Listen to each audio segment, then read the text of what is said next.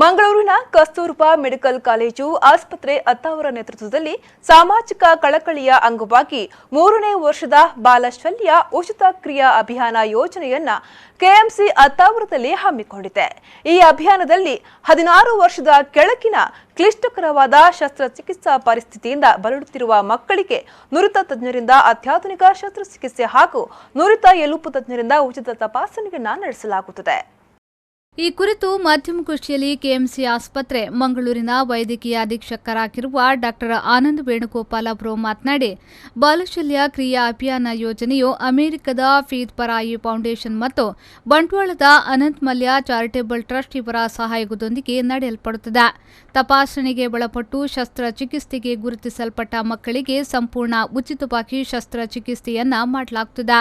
ಅಮೆರಿಕದ ಹ್ಯೂಸ್ಟನ್ನ ಟೆಕ್ಸಾಸ್ ಮಕ್ಕಳ ಆಸ್ಪತ್ರೆಯ ಮಕ್ಕಳ ಶಸ್ತ್ರಚಿಕಿತ್ಸಾ ತಜ್ಞರು ಹಾಗೂ ಕೆಎಂಸಿ ಆಸ್ಪತ್ರೆ ಅತ್ತಾವರದ ನುರಿತ ಮಕ್ಕಳ ತಜ್ಞ ಚಿಕಿತ್ಸಕರು ನಡೆಸಿಕೊಡಲಿದ್ದಾರೆ ಎಂದರು.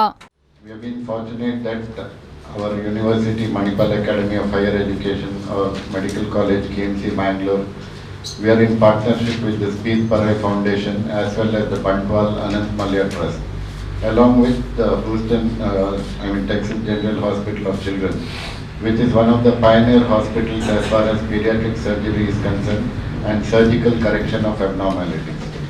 So in the first year, we conducted around 35 to 36 surgeries for below poverty line children free of cost. And last year it was conducted in Manipal, and this year we have the privilege of again conducting it.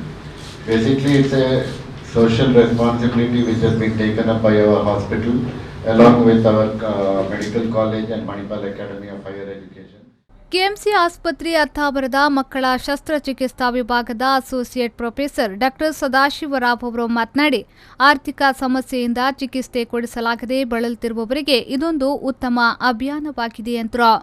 ನಾವು ವಿವಿಧ ರೀತಿಯದ್ದು ಗಾಲ್ಬ್ಯಾಡರ್ ಪಿತ್ತಕೋಶಕ್ಕೆ ಸಂಬಂಧಪಟ್ಟದ್ದು, ಪಿತ್ತನಾಳ ನಾವು cholesterol ಅಂತರ್ಧಕ್ಕೆ ಸಂಬಂಧಪಟ್ಟಂಥದ್ದು, ಇಂತಹ ಕಾಯಿಲೆಗಳನ್ನು ಕೂಡ ಈ ಆಧುನಿಕ ಶಸ್ತ್ರಚಿಕಿತ್ಸೆ ಕ್ರಿಯೆಯಲ್ಲಿ ನಾವು ಅವರಿಗೆ ಮಾಡಿಕೊಟ್ಟಾಗ ಅವರಿಗೆ ಅದರಿಂದ ಬರುವಂತಹ ಕಷ್ಟಗಳು ಕಮ್ಮಿ ಆಗ್ತದೆ. ದೊಡ್ಡ ಕರುಳಿಗೆ ಸಂಬಂಧಪಟ್ಟ ಕಾಯಿಲೆಗಳು, ಈಗ ಹರ್ಷ್ಮನ್ಸ್ ಡಿಸೀಸ್ ಅಂತ ಹೇಳ್ತೇವೆ, ಅದರಲ್ಲಿ ಬೇಕಾದ ನರಗಳಿರುವುದಿಲ್ಲ, ಮಗು ಪ್ರತಿದಿನ ಈ ಮೋಷನ್ ಸರಿ ಮಾಡೋದಿಲ್ಲ.